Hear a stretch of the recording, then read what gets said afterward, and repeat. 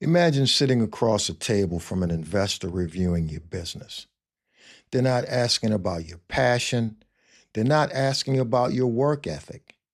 They're trying to answer one question: who actually controls this company? Because investors don't fund businesses they can't understand.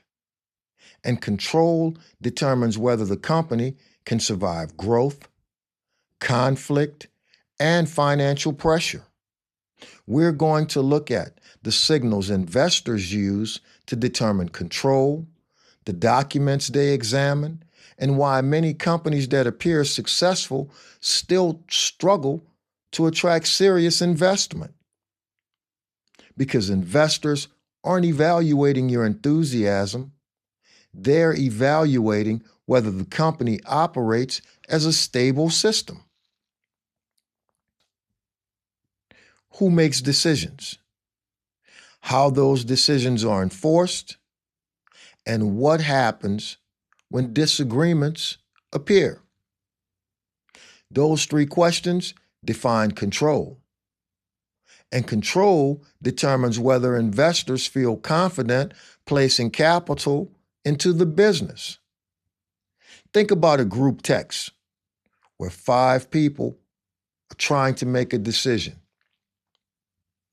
Everybody's talking. Nobody is deciding. Now, compare that to one person leading the plan. We're meeting here at 7. I already reserved it. Clear, simple, done. Businesses work the same way. During calm periods, unclear authority feels manageable. But under pressure, confusion about who's in control creates delays, conflict, and risk. And institutions don't tolerate confusion. They're looking for one thing: clear authority. Because structure isn't about participation, it's about control when it matters. Shareholders, members, equity distribution. And at first glance, ownership appears to answer the control question. But investors know ownership doesn't always equal authority.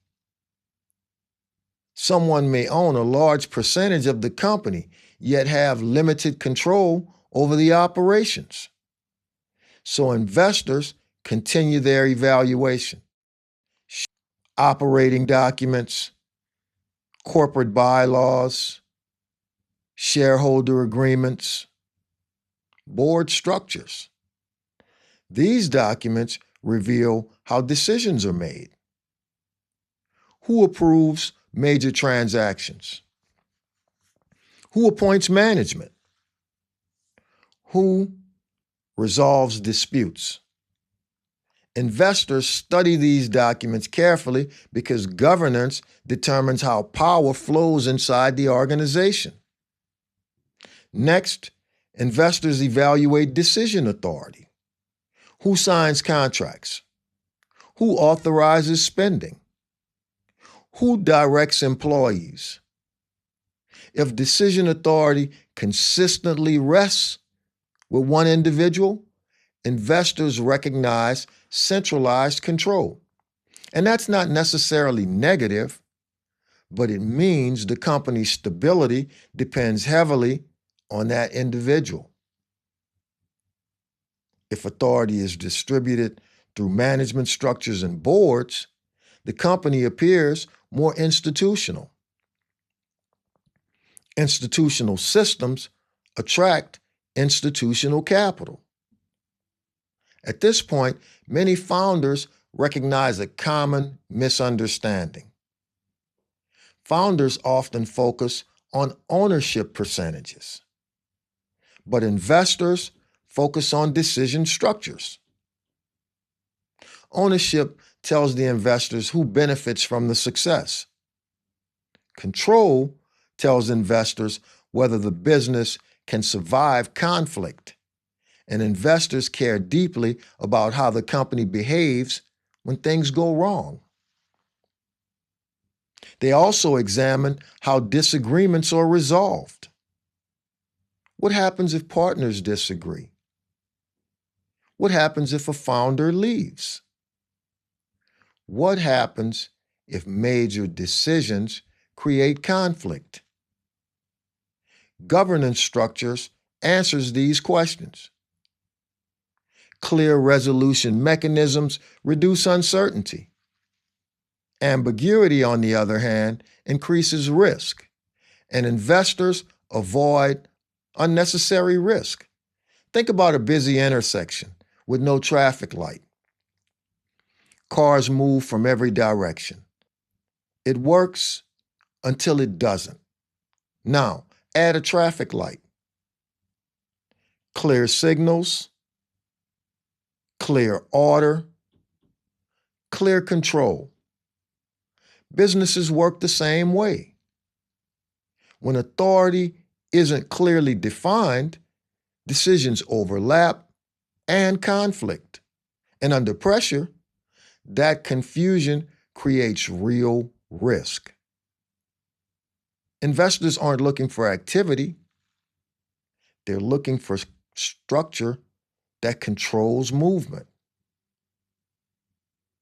Because coordination without authority is just delayed chaos. Does the company rely entirely on the founder, or does the business operate through systems and teams? Companies dependent on a single individual carry greater risk. If that individual leaves, the company may struggle.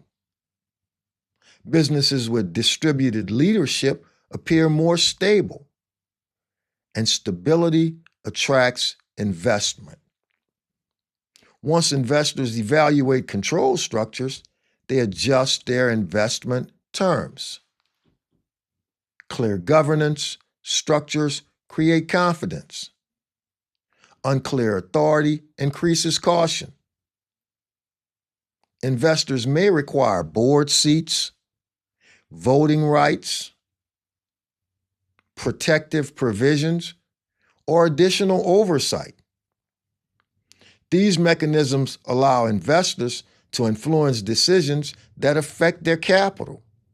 From the investor's perspective, it's not interference, it's risk management. If you're launching a company, understanding control structures early provides a major advantage. Governance systems can be designed intentionally. Authority can be defined clearly. Conflict resolution can be established before disagreements appear.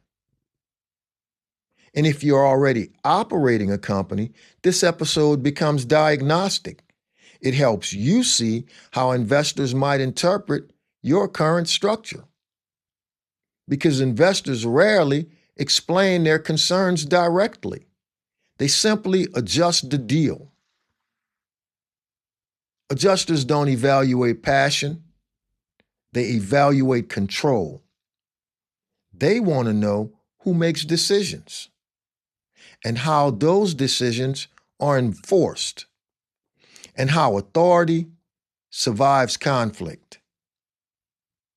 Ownership reveals who benefits from the success. Control reveals who guides the company through uncertainty.